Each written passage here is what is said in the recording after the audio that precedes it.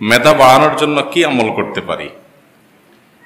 মেধা এটি বৃদ্ধির জন্য, স্মৃতিশক্তি ও বৃদ্ধির জন্য এই যুগে আজকের প্রেক্ষাপটে আমি বলি যে সোশ্যাল মিডিয়ার যে অ্যাডিকশন আছে, নেশা আছে, এটা থেকে মুক্ত হওয়ার চেষ্টা করতে হবে।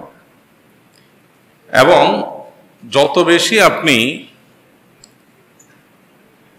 বিভিন্ন অপ্রয়োজনীয় বিষয়ের সাথে এঙ্গেজ হবেন, তত বেশি আপনার ব্রেইন, আপনার স্মৃতিশক্তি এগুলো নষ্ট হতে থাকবে।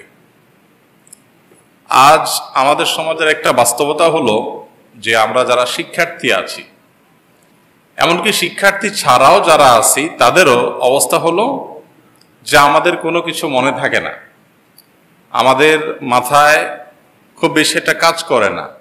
এর অন্যতম একটা বড় কারণ হলো এই যে ফেসবুক, ইউটিউব, এগুলোতে আমরা এমনভাবে বুঁদ হয়ে যাই আজকাল যে স্মার্টফোনের পেছনে পড়ে থেকে আলোর দিকে তাকিয়ে থাকতে থাকতে, এবং আপনি যখন আধা ঘন্টা 1 ঘন্টা সোশ্যাল মিডিয়ায় স্ক্রল করেন, কতগুলো জিনিস দেখেন আপনি।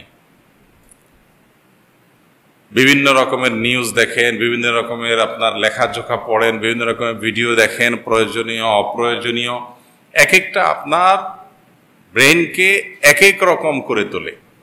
তো এত অস্থিরতা যখন একটা মানুষের মাথায় হবে, তখন সেখানে তার প্রয়োজনীয় বিষয়গুলোকে স্মরণ রাখা, স্মরণ করা এবং একটু নিরিবিলির সময়ে তার চিন্তা শক্তিকে কাজে লাগানো, তার মেধা শক্তিকে কাজে লাগানো, এগুলো আসলে হয়ে ওঠে না।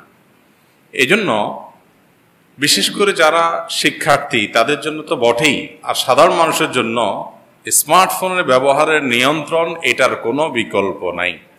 এটা যদি আপনার কাজও হয়, তো কাজেরও একটা টাইম থাকবে, সময় থাকবে, সিস্টেম থাকবে, একটা মূলনীতি থাকবে, উসুল থাকবে, এর মধ্যে দিয়ে আপনি চলবেন। আমরা বেশিরভাগ মানুষই আজকাল এই অভিযোগ করি যে আমাদের মনে থাকে না, আমাদের মেধাশক্তি দুর্বল হয়ে গেছে। এগুলোর অন্যতম একটা কারণ হলো এই জিনিসটা। অতএব এটা থেকে আমাদের বেঁচে থাকতে হবে। এছাড়া গুনাহের কারণে, পাপের কারণে মানুষের অন্তরে অন্ধকারাচ্ছন্ন পরিবেশ তৈরি হয়। এর ফলশ্রুতিতে ভালো জিনিস তার অন্তর দ্বারা ধারণ করতে পারে না। এজন্য আমাদেরকে গুনাহের পরিবেশ থেকে নিজেদেরকে বাঁচিয়ে রাখার চেষ্টা করতে হবে। সেই সাথে আল্লাহ রাব্বুল আলামিনের কাছে দোয়া করতে হবে, আল্লাহ তাআলা যেন আমাদের মেধাশক্তি, স্মৃতিশক্তি বাড়িয়ে দেন। এর মাধ্যমে ইনশাআল্লাহ বিইذনিল্লাহ আমরা আশা করছি আমাদের মেধার প্রখরতা এটি লাভ করতে পারবো, স্মৃতিশক্তি আমরা বৃদ্ধি করতে পারবো। সাহাবায়ে কেরাম রিদওয়ানুল্লাহি তাআলা আজমাইন, তারা নবী করিম সাল্লাল্লাহু আলাইহি সাল্লামের যে হাদিস শুনতেন, নবী সাল্লাল্লাহু আলাইহি সাল্লাম সাধারণত তো একবারই বলতেন, কিন্তু একবার বলা হাদিসটা যতজন শুনতেন একবারে কোট আনকোট করে বলে দেওয়ার মতো মুখস্থ হয়ে যেত।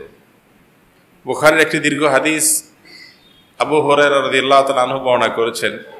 এত বড় হাদিস, এতগুলো কথা নবী করিম সাল্লাল্লাহু আলাইহি সাল্লামের মুখ থেকে শোনার পর আবার এ টু জেড বলে দেওয়া, এটা প্রমাণ করে যে সাহাবীদের মধ্যে মনোযোগ ছিল অনেক বেশি। আমরা তো আজকাল কথা বলি আর মোবাইল স্ক্রল করি, তাই না? ওয়াজ শুনতেছি আর মোবাইল স্ক্রল করতেছি, যার কারণে আমাদের এই ব্রেইনটা নানান কাজে এঙ্গেজ হয়ে যাচ্ছে, মূল কাজ বাধাগ্রস্ত হচ্ছে, ক্ষতিগ্রস্ত হচ্ছে। এজন্য আমাদের শিশু কিশোরদেরকে ফিজিক্যাল এক্সারসাইজে তাদেরকে অভ্যস্ত করা উচিত। এই মোবাইল, তারপরে ট্যাব, ল্যাপটপ, কম্পিউটার, বিভিন্ন ডিভাইস যেগুলো তার চোখকে, তার ব্রেইনকে নষ্ট করছে, এগুলো থেকে তাদেরকে দূরে সরতে হবে। আল্লাহ তাআলা আমাদেরকে হেফাজত থাকার তৌফিক দান করুন।